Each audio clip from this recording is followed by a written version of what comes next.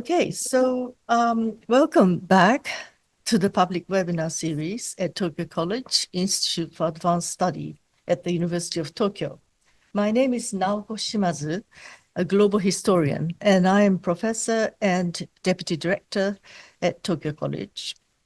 I will be the moderator today, and today's session will be conducted entirely in English.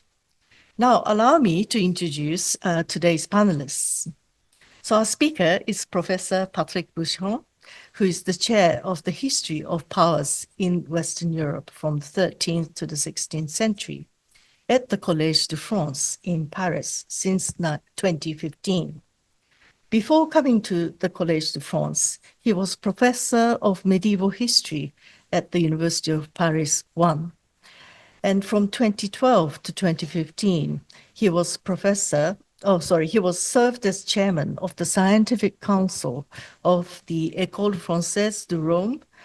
And Professor Boucheron is a prolific author, so I'm not going to name all the books.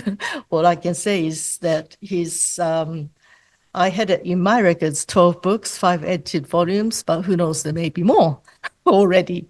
And perhaps one volume or one very substantial work he's produced is called France in the World, a new global history published in 2017, which he edited with 122 co-authors. I don't know how you survived that. Because even having 10 co-authors is very hard work. So anyway, he's truly a trailblazer who continually pushes the boundaries of historical knowledge and challenges us to think about the unthinkable. In France, he's a well-known public intellectual, engages with various modes of cultural production, including his interest in the arts, as well as in the co-writing of the 2024 Paris Summer Olympic Games, to name but a very few. Indeed, he is a tour de force, and we are extremely fortunate to have him visiting Tokyo College this week. So welcome. Now to comment, we are very, very fortunate as well to have Professor Akihito Suzuki, who is professor in the Graduate School of Humanities and Sociology at the University of Tokyo. He is a historian of medicine in the modern period, with particular focus on the history of psychiatry and the history of infectious diseases. He studied the history of medicine at the Wellcome Institute in London under Professor Roy Porter. He was awarded the Eric Carlson Prize at Cornell University in 2014 for his contributions to the history of psychiatry. Professor Suzuki is active in medical humanities and established with his colleagues the English language lecture series entitled Death and Life Studies and Practical Ethics lecture series, which Tokyo College, I'm very proud to say, now collaborates with. So before we start, I'd like to draw your attention to the usual housekeeping notice, which is the availability of simultaneous translation.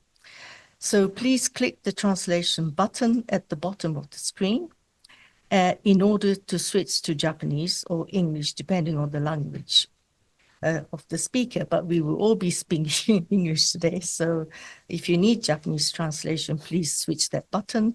For the Q&A session, please post your questions in English or Japanese in the chat box on the screen. So today, Professor Boucheron will speak on the worlds of Black Death, two approaches. Without further ado, I shall pass the floor to you, Professor Boucheron. Thank you very much. First of all, I would like to sincerely thank Professor Naoko Shimazu for inviting me to Tokyo College and Professor Akihito Suzuki for his comments on my speech. It's a great honor for me to be addressing you today, and I'd like to thank also Flavia Baldari and Goda Akito for organizing this event, the translators and the participants in this seminar. I've decided to talk to you about a topic I've been working on for several years, the history of the Black Death. I've devoted 2 years of lectures and seminars to it at the Collège de France between 2021 and 2023, and I'm currently completing the book based on this research, which I hope will be published in January 2026 by Éditions du Seuil. So, I have a PowerPoint. One second.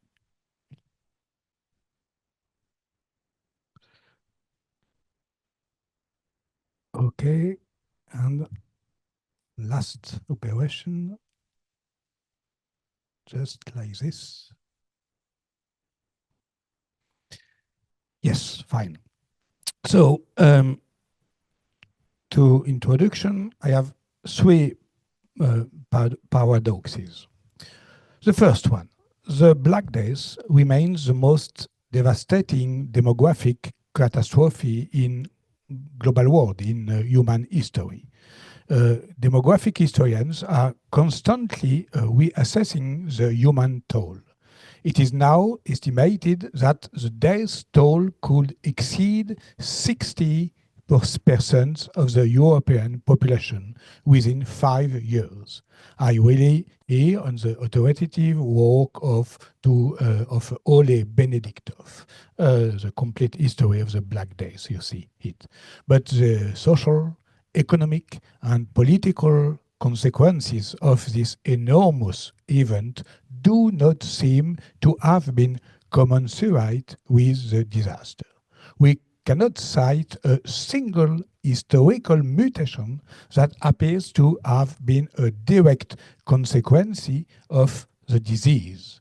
During the COVID epidemic, it was true that there might be a post-COVIDian world, but the post-Black Death world, it's the same as the pre-Black Death world. This is the first paradox.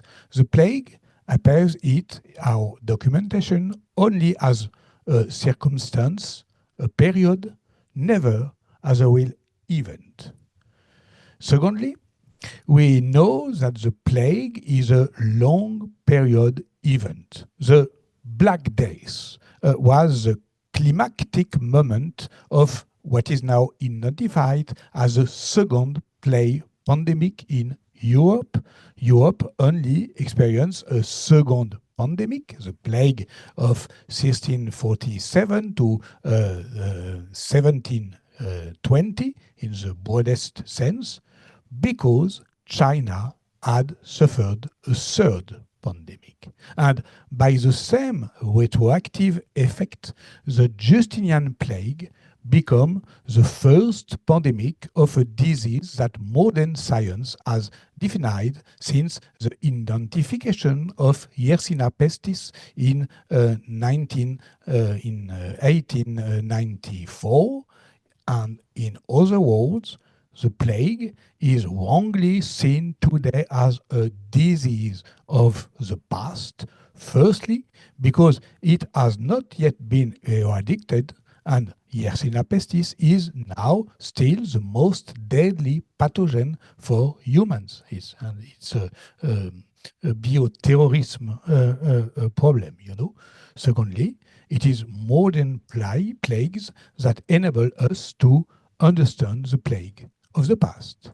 And here's the third paradox.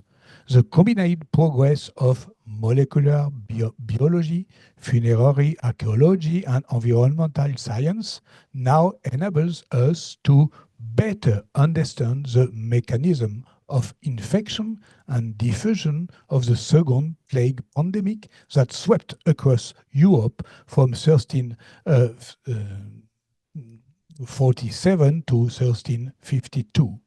From the analysis of DNA to that of solar radiation, this new knowledge is contributing to the overall scenario of the greatest demographic catastrophe in the history of Eurasia. Yet, this does not invalidate the historical knowledge established in the 70s and 90s to understand the social history of the disease. I'm thinking in particular of Michel Foucault's model of plague government. From this point of view, the history of the Black Death appears to be a test not only of interdisciplinarity, but also of narrativity. How should it be told? So, first of all, natural history of an epidemic contagion, the invention of Yersinia pestis. As I said, the history of the Black Death must be understood in reverse, starting with Alexander Yersin's discovery of the plague bacillus in Hong Kong in 1894 and his controversy with Kitasato Shibasaburo.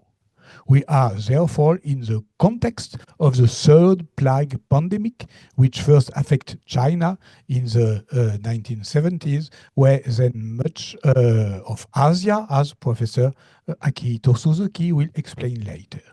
It needs to be described in a triple context. The Pasteurian revolution, which created a new theater of proof in Bruno Latour's sense by making visible a war against microbe. The Japanese physician Kitasato was a student of the German Robert Koch and Alexander Yersin, a student of Louis Pasteur. Both of them sought to identify the microbe through autopsy and microscopic observation. The war waged by Pasteur and his students against the invisible enemies, the microbes, was coupled with a struggle within the scientific field to impose their theory. This scientific struggle was also political, however, and can be explained by the situation, by the colonial situation and competition of colonial situation, which enabled the Western powers to project their ambitions for sanitary control into Asia. It was the cholera epidemic in Mecca in 1865 that led the European powers to organize a global health monitoring system under the authority of experts, a system that would much later lead to the creation of the World Health Organization in 1948. The health question is the laboratory of internationalism. But it was also the driving force behind the outsourcing of quarantine operations to Asian ports to combat what came to be known as plague, oriental plague, les plaies d'Asie. And if Alexander Yersin act as doctors to the colonies, Kitasano could count on this influence with Chinese doctors to autopsy corpses in hospitals. The transnational circulation of epidemic knowledge is not just a European adventure. On the contrary, the Asian pandemic at the end of the 11th century made 19th century, made the plague a test of mundiality. Recent studies have brought to light, for example, the role of Brazilian doctors, but above all, that of Indian physicians. At the beginnings of the 20th century, the international capital of plague research was undoubtedly Bombay, and the Indian Commission had built up a considerable archive, probably the largest archive of an epidemic of this scale. From 1906 to 1911, there was 84 reports on plague studies in India. But all in all, the invention of Yersinia pestis is inseparable from what a Turkish historian, Nöket Valik, has called epidemiological Orientalism, for which an understanding of what happens far away sheds light on Europe's invisible past. For, according to an old European belief, epidemics always come from the East. This is true of the Black Death, but it was also true of ancient epidemics, biblical epidemics and epidemics of antiquity and in Homer, Iliad, for example. So this Oriental invention of Yersinia pestis carries the imaginary of the pestis of the ancients into the plague of modern times. To the paleogenetic revolution, 3 pandemics. Over the 10 years, advances in paleogenomics have given new impetus to the history of the Black Death, not only through the answers they provide, but above all through the new questions they open up. The analysis of ancient DNA is first and foremost a periodization tool.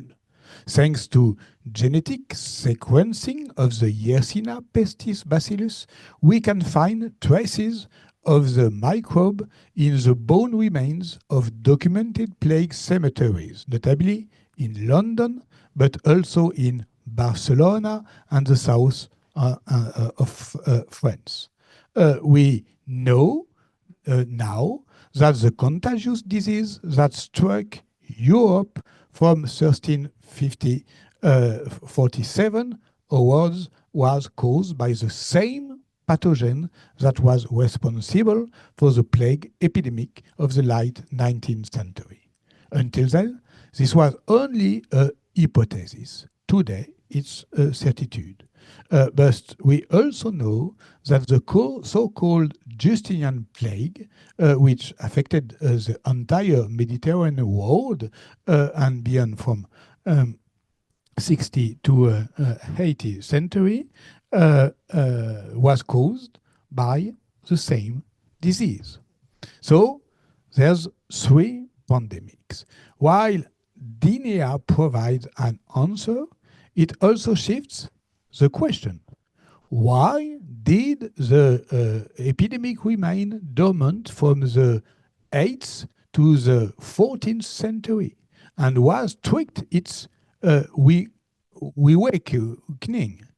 We know that in today's forensic medicine, it's when the DNA has spoken, to use a common journalistic expression, that we believe we know the truth about a crime scene.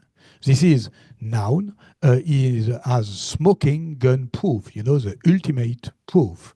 But the dialogue between history and genetics have yet to be established.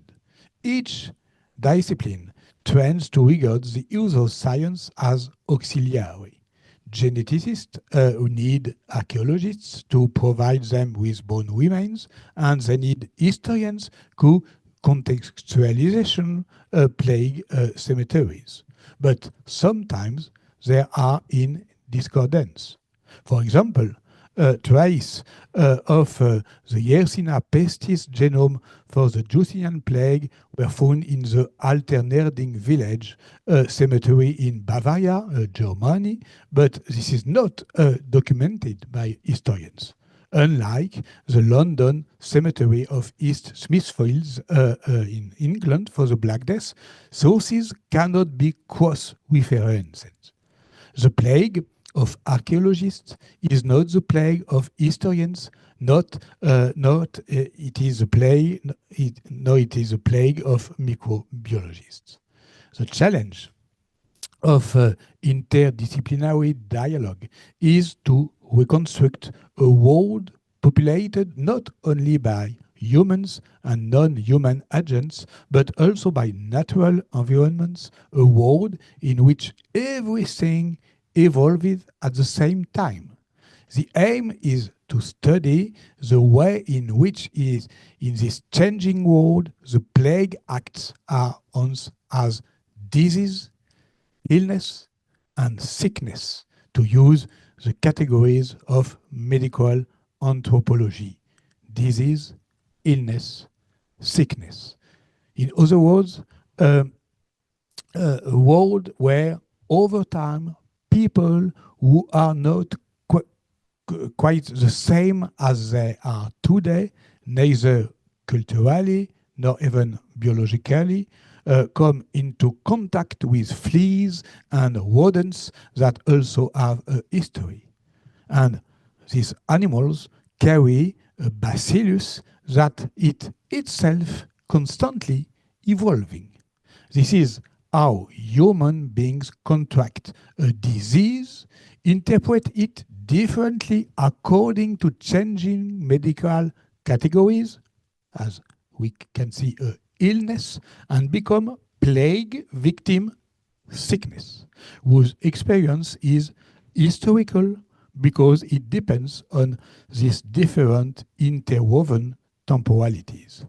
This is what I call a natural history of the plague, which overcomes the opposition between naturalism and social constructivism. So,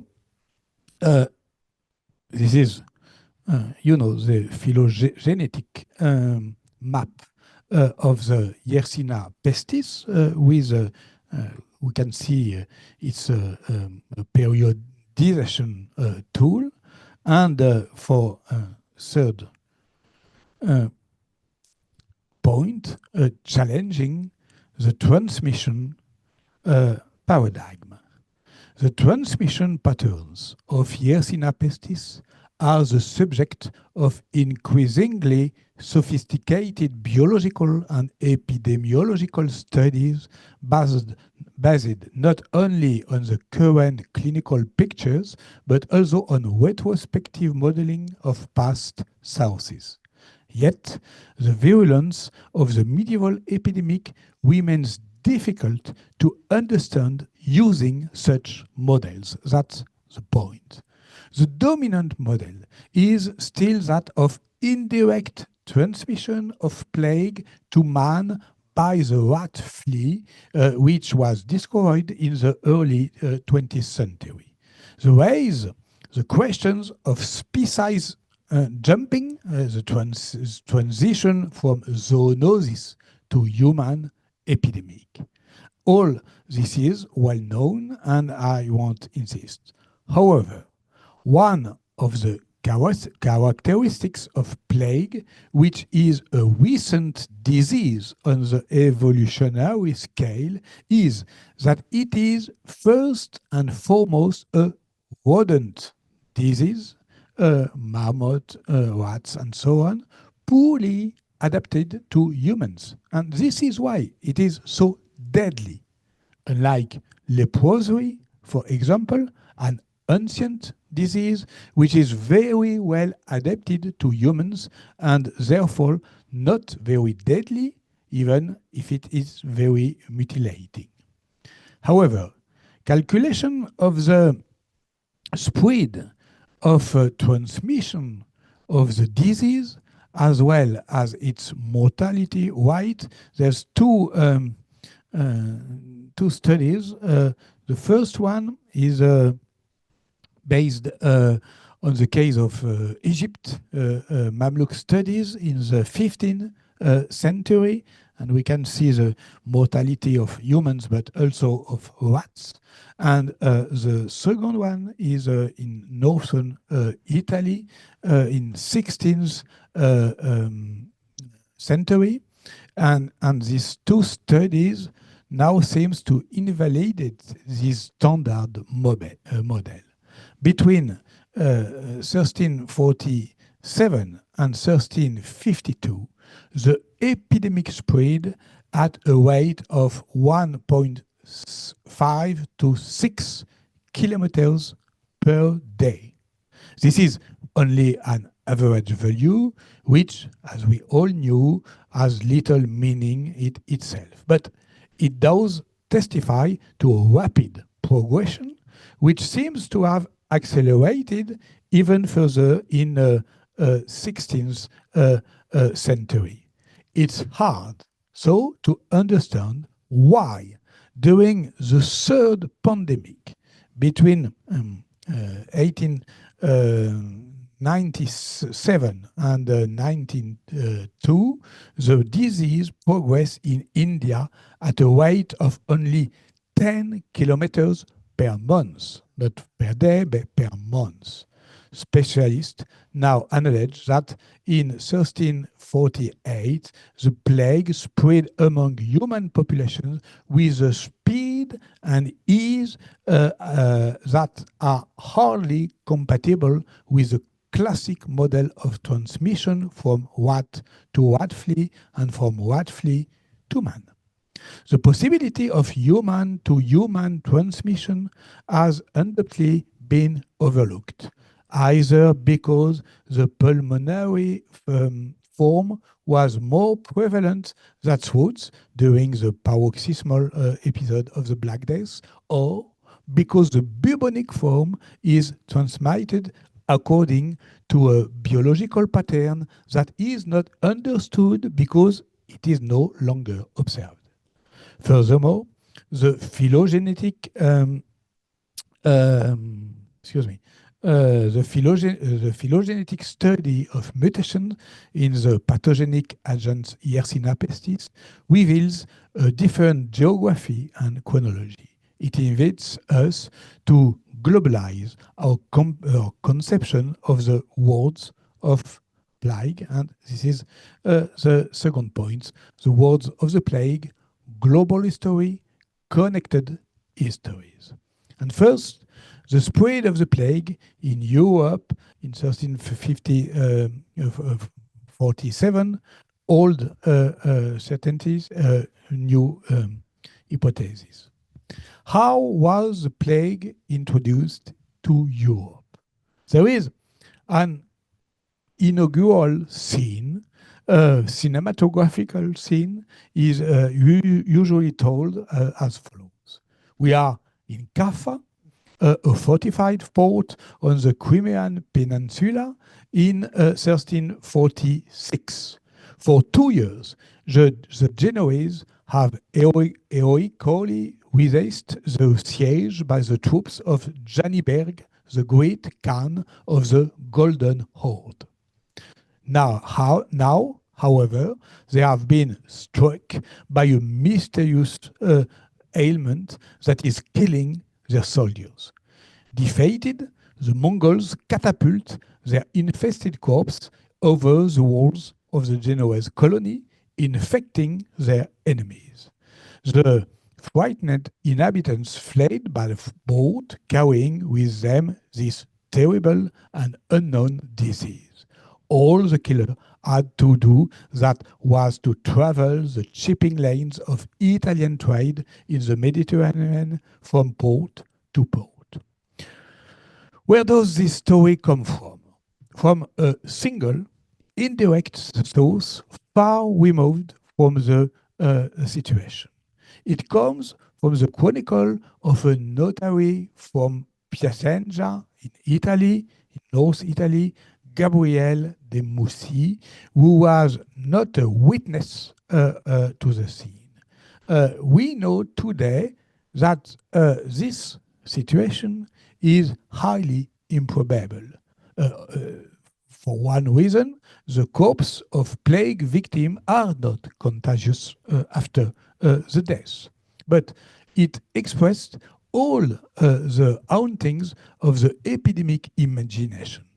The plague began as an act of war, and a dirty war, unleashed by the desperate vengeance of the defeat. It immediately appears archaic, as if a new disease could only be caused by the fallout of the past. But this past is very old, from the very beginnings of the Iliad of Homerus, the start of a war is an entry into the plague, and already this plague comes from the east. But let's not imagine that we've been freed from this archaism by seeing the Kaffa episode as the first act of bacteriological warfare. Contemporary researchers are betraying their own terrors linked to modern conflict. A critical rereading of Gabriel de Mussy account of the siege of Kaffa in 1347 allows us to put contemporary fears of germs warfare at bay and to reconstruct the roots of the plague in Eurasia from the hub of the Golden Horde back in time and space to the middle of the 13th century, reconsidering the animal vectors of his transmission. Since the end of 19th century, some Russian archaeologists have put forward the hypothesis of the location of the first epidemic outbreak prior to its eruption into Europe around Lake Issyk-Kul, present-day Kyrgyzstan, as early as the 1330s. This hypothesis was confirmed in 2022 by DNA analysis carried out by the Max Planck Institute. This raises the question of the existence of plague outbreaks prior to their first historical attestation, notably in China as early as the 30th century. And you can see the link between two maps. One map of the genetic, phylogenetic separation of the bacilla, and the second of the possibly location of outbreaks in China before the Black Death. And you know, it's the critical the plague today is even here in Kyrgyzstan near the Lake Issyk-Kul. So we can see that there is another way to cartography the worlds of plague. The epidemic archipelago is a global but discontinuous world. We have to see that it is a global history, but a global history made by continuous connected histories. Epidemic maps, for example, there is a classical map here of the new research of Oleg Benediktov.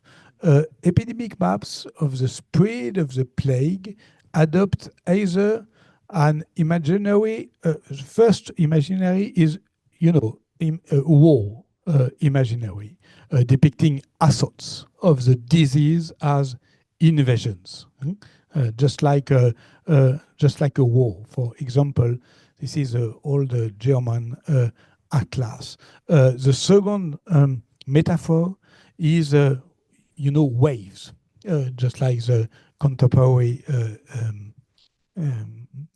disease.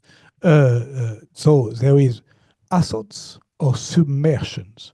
But how can we account for this in a more dynamical way? This is a new mapping of plague.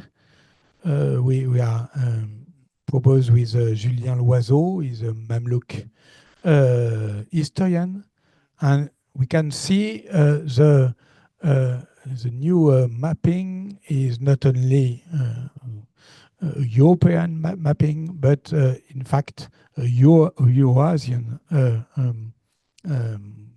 space. But there is some blank in the map.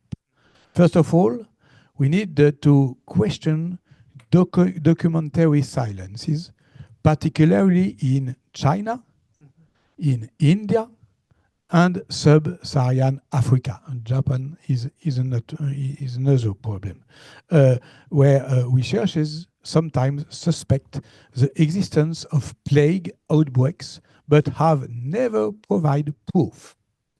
In the case of Africa, written sources are lacking, with the exception of Ethiopia, which many medieval sources, particularly in Arabic, mention as one of the outbreaks of the epidemic, and where certain hagiographic texts seems to bear witness to the effects of the plague, but not before the 15th century. There are some historians that want to put Africa back on the map on plague, and we understand why. It's because it will be hard to explain why it wasn't connected to it, because Africa is in this world system, and we can see the same could be said of India. There is maybe a problem of sources, but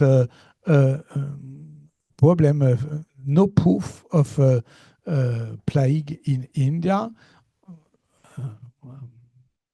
It's strange because it's a connected world. Should we then evoke an innate immunity due to certain genetic specificities of the populations? It's a possibility. This will be all the more surprising given that of the 15 million deaths in the third plague pandemic, 12 were Indians. But in fact, there is a history of bacillus and a genetic history. The Chinese case, meanwhile, pose specific problems of interpretation, of narrative, and medical sources. There is a suspicion of some epidemic outbreaks in 13th century, but without evidence. The solution to this enigma lie in living archives in the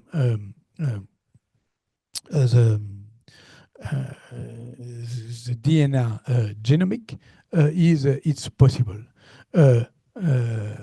For the past 10 years, Chinese researchers in population genomics have been claiming to have deduced from the genealogy of current variants of Yersinia pestis a historical reconstruction of its phylogenetic tree from a common trunk with origins of the Bronze Ages.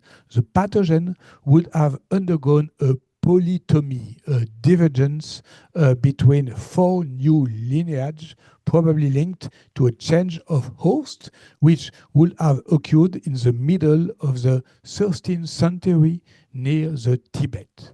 Since then, some researchers have been trying to document this theoretical event, they call the Big Bang of polytomy genomics, by looking for historical realities behind these genetic branchings. But there is two maps, a map of the genome and a map of world, and two maps in discordances.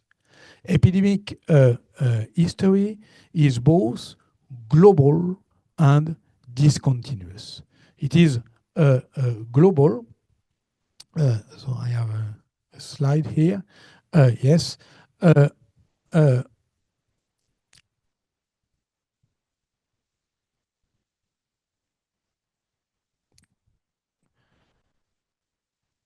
it is global because it reacts to environmental constraints, notably in the context of climate change in the early 14th century. The overall scenarios here is as follows. The end of the 13th century corresponds to what is now known as the medieval climatic anomaly, MCA, which brought mild, wet winters to northwestern Europe and regular, abundant monsoons to Asia. This gave way to a climatic minimum which reached their hold at the stern of the 14th century.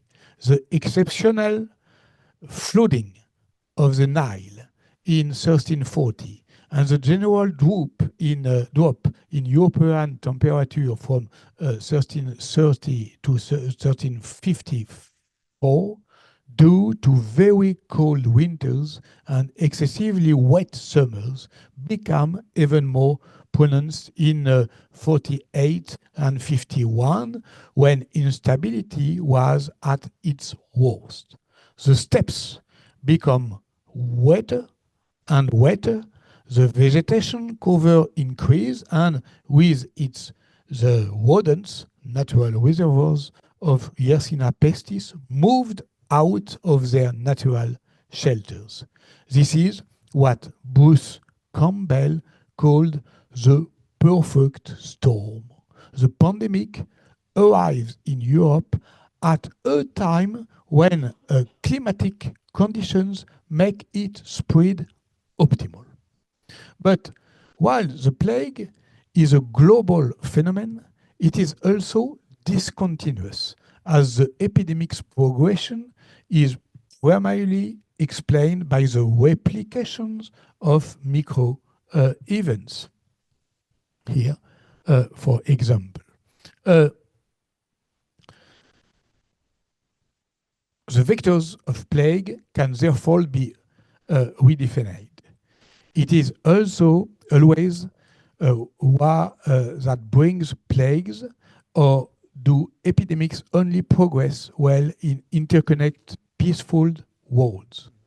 On the other hand, it may be wrong to imagine that the plague epidemic is returning to Europe in waves from its Asian home. Perhaps it remains endemic or dormant in its animal reservoirs, the marmots.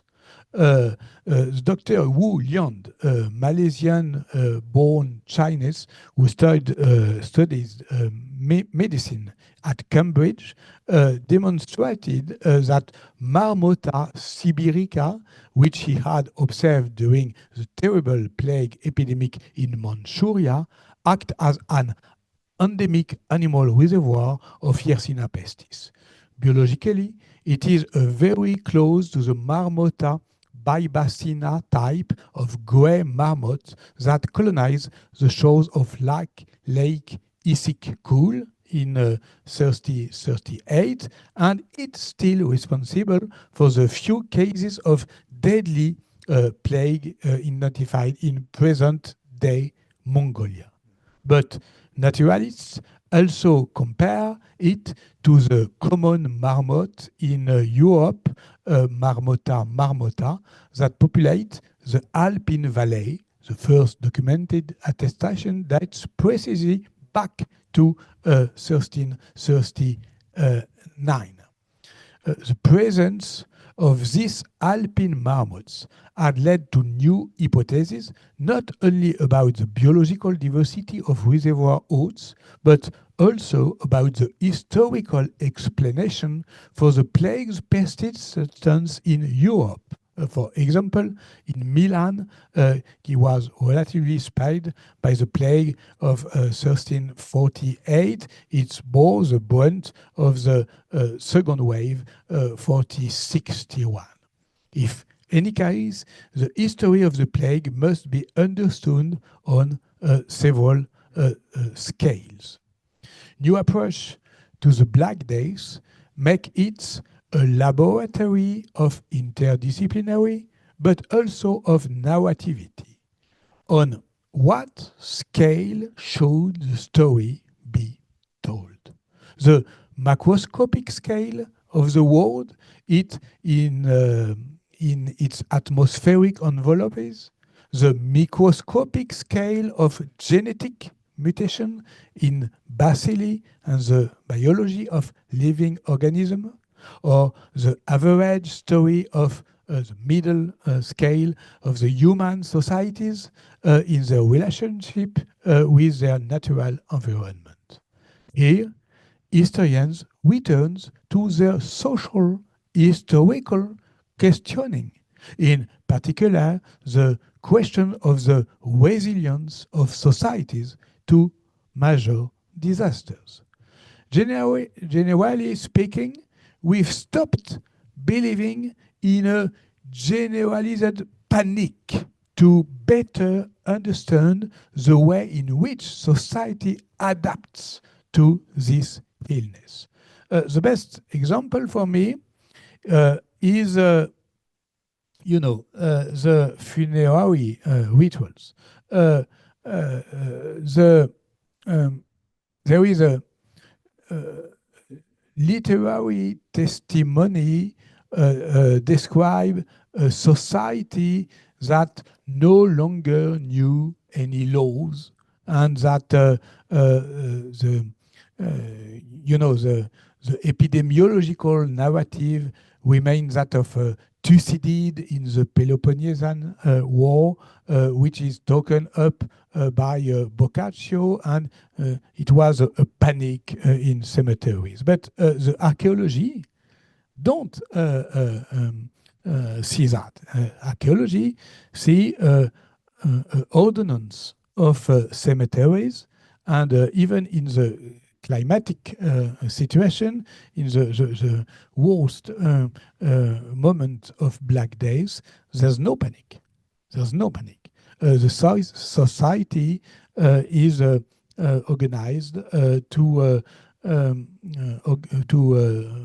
the ritual funerals.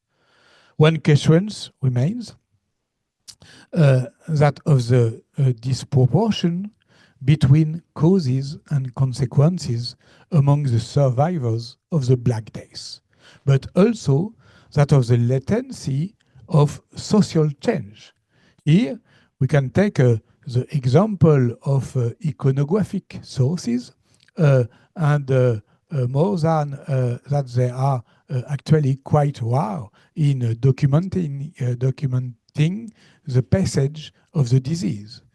For example, the two iconographic motifs why we generally associated with the Black Days are either slightly earlier, the image of death on horseback, which appeared before the Black Days in 1320s, and or clearly later the danse macabre, the dance of days, which appeared in the 15th century. Some few words of conclusion. All in all, the new approaches to the Black Days have not yet completely altered the narrative. They challenge our old paradigms without creating new ones. So much so that to understand it, historians must put themselves in a position of knowing, because they know much more about the natural history of the disease, and of not knowing, because the social history of the sick must be able to get as close as possible to an experience of mass death, where pestis seems nothing other than the inability of human language to apprehend it. In the ancient world, pestis is the word of disease we don't know about it. Let's live with a painting. Bonaparte and the Pestiferus of Jaffa, painted by the French painter Gros in 1787, 97. The context is the Egyptian expedition, and thus of epidemiological Orientalism. The great German writer Sebald, in the beautiful book about the destruction of German cities, speaking of the destruction, wrote, "The need to know was contradicted by the tendency to close the eyes. Both are evident here. Bonaparte braved death by defying contagion. It is, he is the Christ-like king who touches the scribes, but he is also Saint Thomas who adopts Christ sacrifice. He is the one who wants to see in order to believe, but in doing so fails to open his eyes to the truth.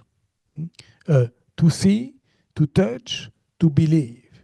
This is just like the autopsy of Thucydide or the autopsy of Alexandre Yersin or Kitasano. The new theater of proof. This is why he is framed by these two dark figures. On the right, the wide-eyed man. On the left, the blind, folded man. To understand what we have to understand, we have to see, and we have to see and not to see. We have to believe and not believe.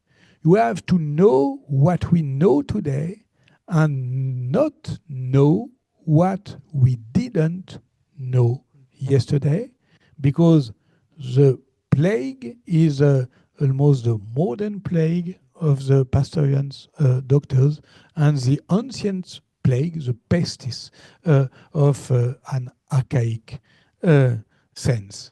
Thank you for your attention.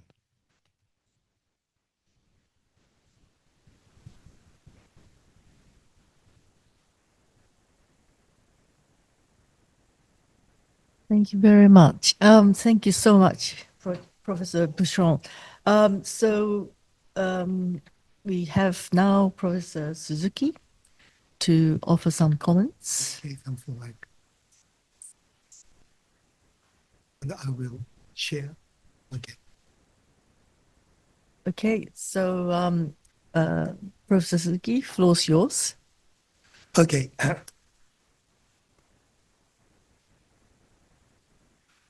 Thank you so much for a very rich and detailed comments. And I would like to give several comments on Professor Bouchon's talk. Okay. How to go to the, something like, no? How to, okay. My name is Akihito Suzuki, and I do not need any introduction. Okay. And let me talk about two comments. The first is the environment of the zoonotic angle of plague. And as you can easily see, revealed in Professor Bouchon's talk, wild animals and domestic animals. So these are really important part. And second is the international spread of the third pandemic, plague in different countries. Okay, so shall I use this? Okay, thank you so much. Now, next is, okay, and as you can easily see, the environmental approaches around the year 2000 directed scientists and historians' view to the zoonotic cycles of the plague. And this model shows the wild rodent cycle and domestic cycle. Wild rodent cycle, it is in nature. So we call it the plague in nature, and the contact with human society is very small.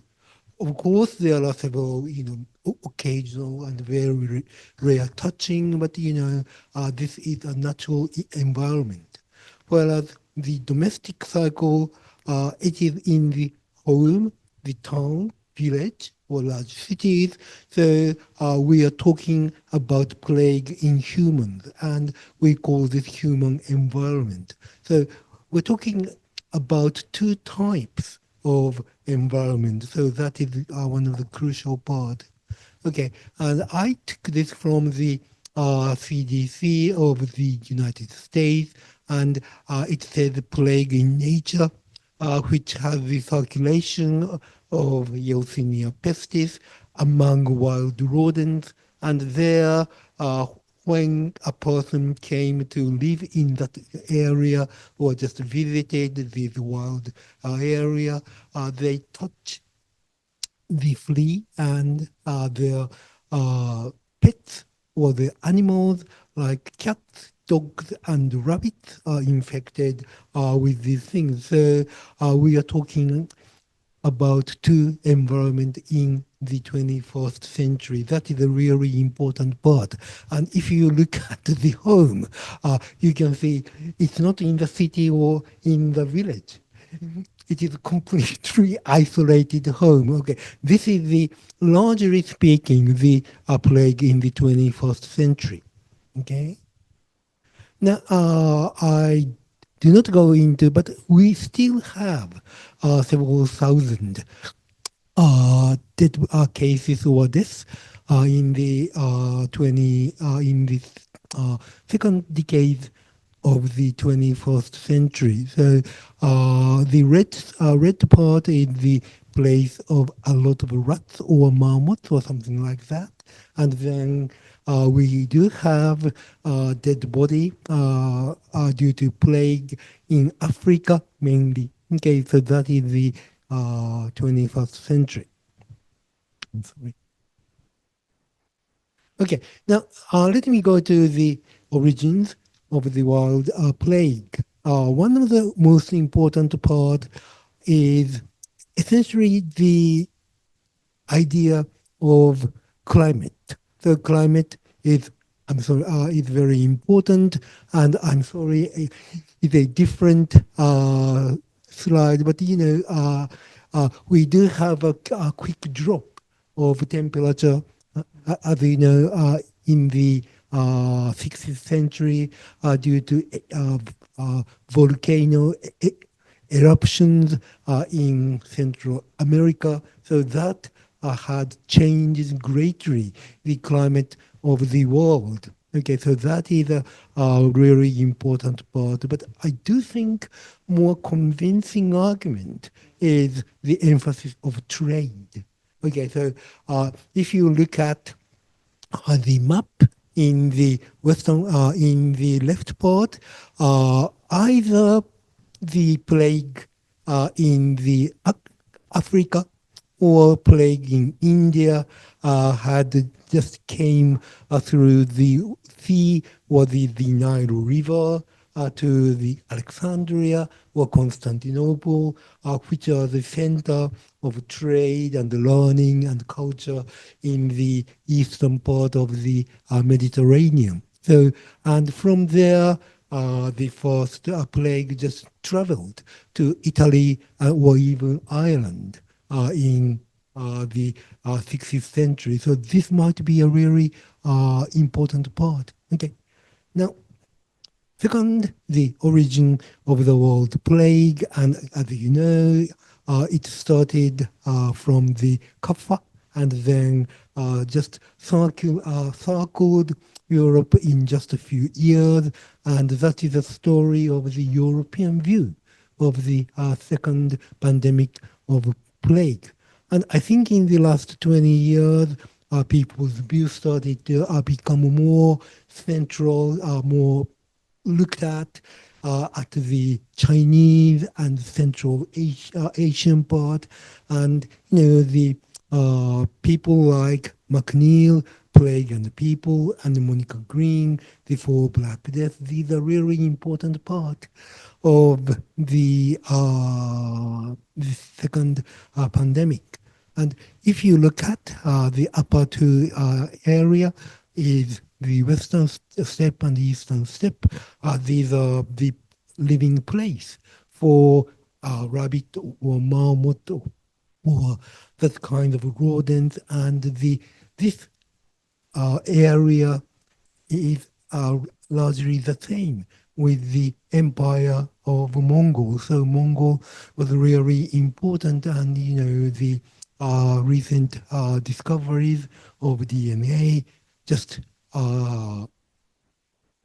demonstrated this was a really important part in looking at the second pandemic.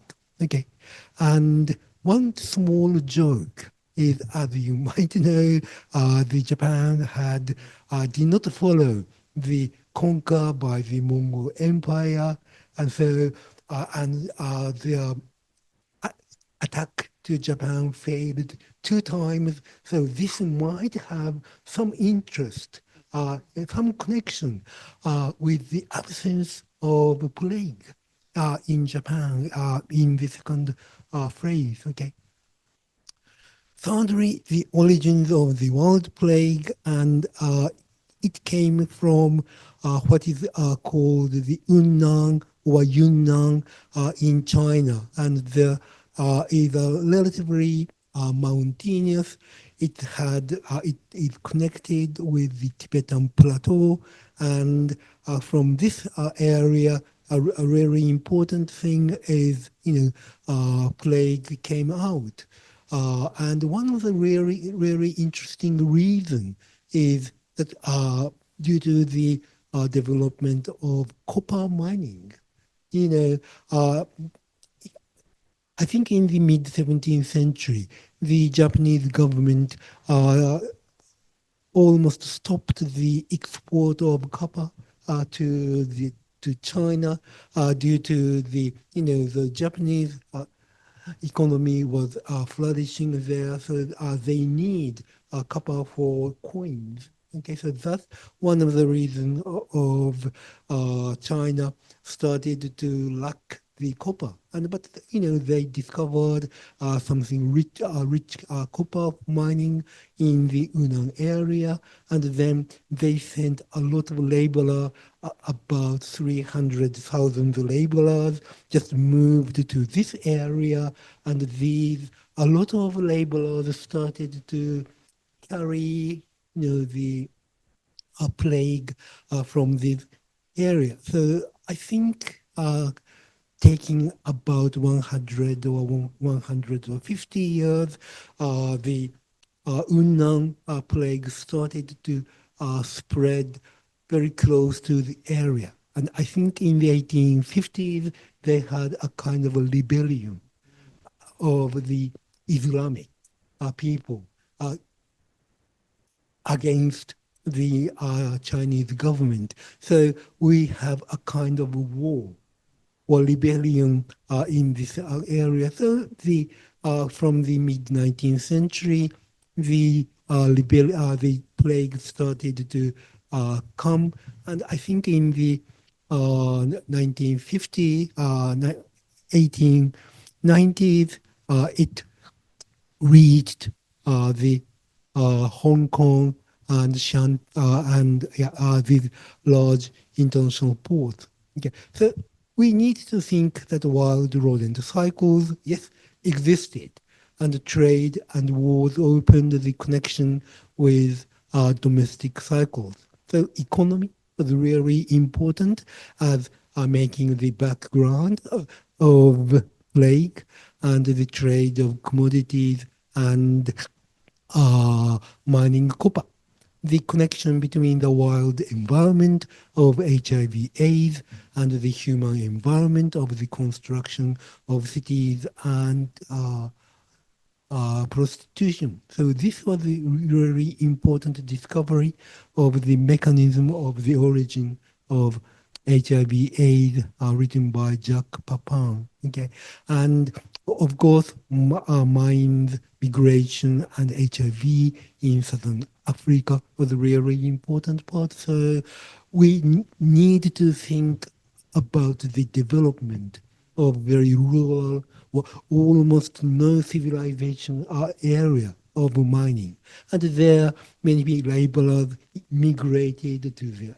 So this shows the different patterns of human labor. Okay, and of course, war was also important, and the Mongol Empire it is, of course, a country or empire which emphasizes trade, but also it is very belligerent empire, and so Mongol Empire with the movement of a lot of soldiers was very important in creating the Asia, or I might say the Eurasian area.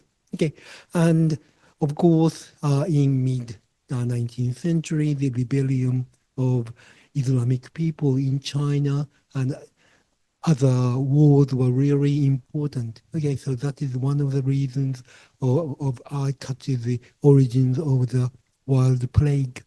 Okay. Now, next, I would like to move to the international spread and the gap in the third pandemic.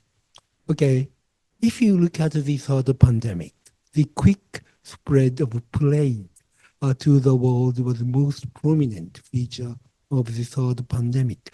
And I think something like this. It came in Hong Kong in 1984, and after that, it spread to the world in just a few years. From San Francisco, from Japan, from Taiwan, from Manila. So just a few years, it conquered the world. So that is really how to go back. Okay, now. So you need to think about this very quick delivery carrying of plague, thanks to ships on the world. Okay, so this is a very important part. And I have made a kind of table, and I tried to list the number of, I think, cases from 1901 to 1950 in 53 countries. Okay, of course, among these more than 50 countries, the largest victim came from India. And that's a really important part. And we do not have any solid statistics, but China has a very large number of deaths by plague. And if you look at more carefully, Java and Burma had really a lot of things. So if you look at the East Asian area, India, China, Java, Burma, these are really important part in the third pandemic. Okay, and other countries have relatively small number of deaths. So thinking about the third pandemic, which has a large gap. Okay, that is an important part. Okay. And if you look at India, there are first it came to Bombay, a kind of a port city, but after that it spread to the rural area. So cities, the state, not state or province, like Punjab or United Province, they started to have large number between the 1897 to 1904. So in India, we are talking about plague in the rural area, and I do think religion had a lot to do with this kind of thing. Okay, and let me finally look at Japan. Japan, yes, had the deaths and cases of plague, but it is relatively small. In total, we did have 3,000 cases. Okay, and the majority came from the Osaka and Hyogo area. So, and I think you are not visiting Osaka, and maybe because Osaka is a port city and it has a very strong connection with China, and I think the really important part is with India. They imported the cotton from India, and that was the sparkling point uh, of plague in Osaka. So we do have a large number of cases in this area. And in Kanagawa and Tokyo, we have a large port, but they are very good at dealing with things. And Mie and Aichi, we do have important port. So we are looking at the importance of port in Japan. Okay, so and I would like to emphasize in Osaka the crucial role of introducing statistics and the control of a plague into public health. The late 19th century or the end of the 19th century or the beginning of the 20th century, the rise of statistics in the early modern period in European countries was vital for creating public health in the 19th century, and Japan was very good at imitating, the European way they started to create detailed statistics on infectious disease from the 1880s, as well as reporting the number of deaths in newspapers. So this is a really important part. Okay, and we had an Excel database of patients who were infected with the plague. So they published a really sophisticated statistics in the very early part of the 20th century. And I took this from the newspaper in 1880s, and they told the reader that not just the large local area, but in a very detailed street. They are very good at dealing that. So, the Japanese readers of newspapers were able to recognize, okay, which part, which street, which region. So that is a really important part. And I think I need to say something, but, so Japanese germ theory and public health against plague or even cholera was very sophisticated from the early 19th century. But the sophistication and the development of public health or germ theory in Japan, developed into an, I would say, evil part. And as you might know, that the Japan used the plague as a kind of a biological weapon in the 1940s. And, Matsumura Sensei and other people have published in Japanese a very good work on the use, actual use of biological weapon of the plague germs. So that is a really important part of the development of germ theory and plague in Japan. Okay, Thank you so much. Okay. Well, thank you very much, Professor Suzuki, for the well, actually providing another dimension to the history of plague, focusing more on Japan and how it spread to other parts of the world.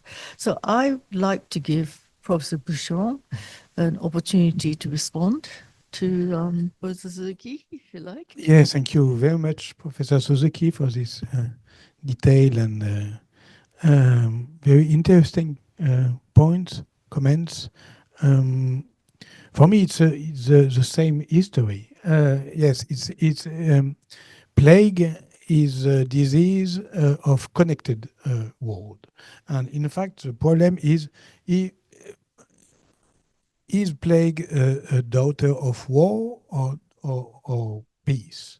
Is a weapon and is a far seen things were have some resonance in contemporary world and in Japan history especially, or a trade companion. The Mongols are today the new usual suspects. But in fact, it's true that the Eurasian world of 13th century is a connected world, but the silked road is not a highway, and in fact, it's not the same circulation, the same world of contemporary. And the problem is there's two problems. First, as you said, it's the link between environment and social history of humans and non-humans. In fact, there's a new world of vivants, as Philippe Descola said, with humans and non-humans partners. And there is a world more large, more populated, with not only humans, rats, and flea rats, but marmots, but gerbils, but rodents, and and camels, maybe, and dogs in America, so on. And that's the first point. And we don't know exactly what is the real mechanism of the disease between several centuries. In the other end, the historical problem of circulation and trade. In fact, Mongols are today's the historians said no about Mongols invasions, but the trade Mongols, Mongols exchange, the Pax Mongolica. And the problem is it's not only the problem of Japan's why for the 13th century Japan are outside this world of plague. Maybe not only for the military history of the Mongol expansion. There is some relations, yeah. For me, it's a problem, and I don't know if it is a biological or historical problem.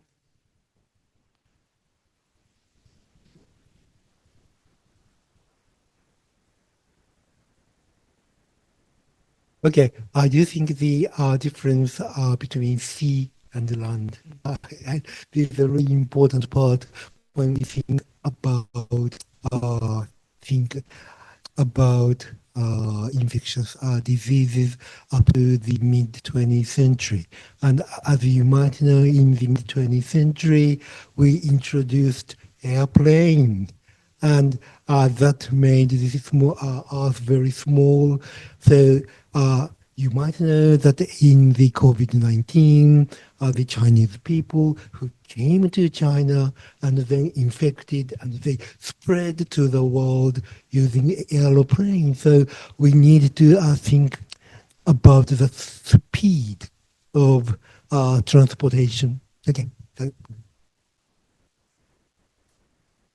Okay, so could I just pick up on some of the points that's been sort of raised by both of you? I think Patrick, you were much more explicit about raising this point, which is that, well, how are we going to tell the story of the plague?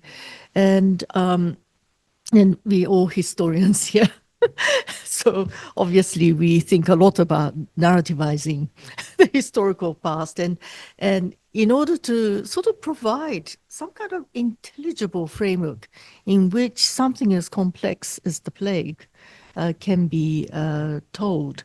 And I was really quite struck by this epistemological gaps in existing in the study of plague, depending on whether you're a kind of bacteriologist, whether you're a social historian, and also, Akihito, you brought in this idea of, the public health has been a very important kind of like a public institutional agency, which enabled, let's say, Japan to maybe control it in the early 20th century, late 19th century, perhaps better than it had been in the past. So is it actually this is the greatest interdisciplinary project in a way, you could get everybody in.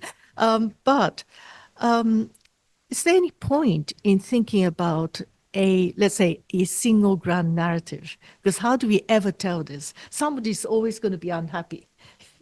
One of the research fields would be unhappy about a particular kind of story that we might want to tell. So I just kind of wanted to hear your views about, the importance of narrativizing and our kind of positionality as historians in thinking about this.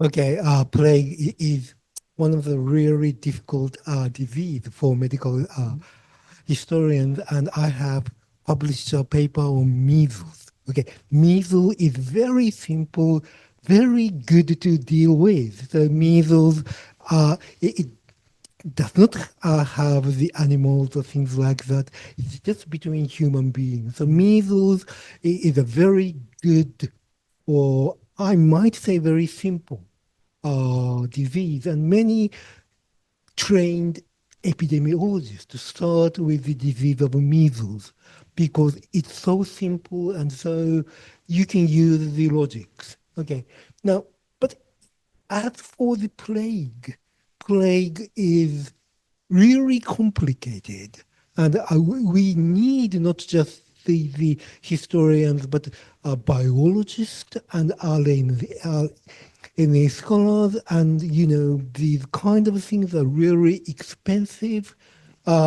Especially the checking the RNA or DNA or some kind of machines and mechanism, it is really expensive.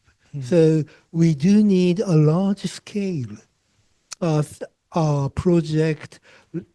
And I do think, the medical historians should contribute to that kind of things. But one of the really important weakness, I would say, of medical historians, especially in the earlier part of the first pandemic or even the second pandemic, we do not have text.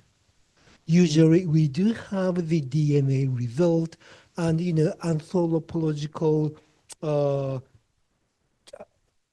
thing into burying people. So that is the really important part.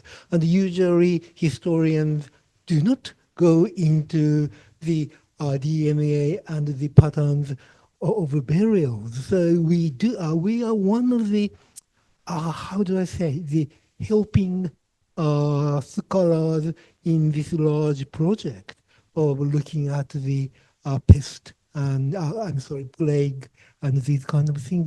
We do need scientific people and biological people. So this might be my impression. Yes, in a global age of history, we can think that plague or disease in general are the perfect subject. But in fact, it's a difficult subject because of multiplicity of scales and because of, we know that where, for example, with COVID, in epidemiology, there is a key concept of alea, of hazard. We don't know why COVID are more virulent here and not here. There is a multiplicity of factors, and in fact, so for some in the mapping plague, for example, there is blank of maps. We don't know why. There's no plague in Iceland. We can see, yes, okay, it's an island, okay. But in Bohemia, for example, it's mysterious. No? So why? We don't know. And we have to know and don't know. It's important for me. If we say plague in 13th century, but in fact, in 13th century, there's no plague. There's a so-called plague. We know that this is plague. This is Yersinia pestis. But for a woman and men who died in 14th century Europe and China, it's just death. And they don't know why. And it's very important to understand this non-understanding dimension of disease. So I guess it's this sort of at least in sciences and I guess social sciences too, this need to kind of have a definitive answer. I think you're absolutely right that in those days they had no idea what it was. And as you know, I think one of the things we have to be careful as historians is this sort of assumption that just because we know the present, that you're imposing certain kind of conceptions or ideas or findings that we take it as common knowledge to the past, right, of the 13th century when they didn't know what was happening. So yeah, so I really like this idea of we have to accept that we have to not know, yes. Right, as well as knowing. Okay, well, on those philosophical musings and very kind of profound ways of understanding this, unfortunately, I think we have to bring this session to a close today due to the fact that we're already slightly over time. But we have very interesting questions from the audience, and many apologies for not being able to pick any of the questions today, but I hope very much that you all enjoyed this discussion. And thank you once again to Professor Bouchon and Professor Akihito Suzuki for a fantastic panel today. Thank you. Yeah.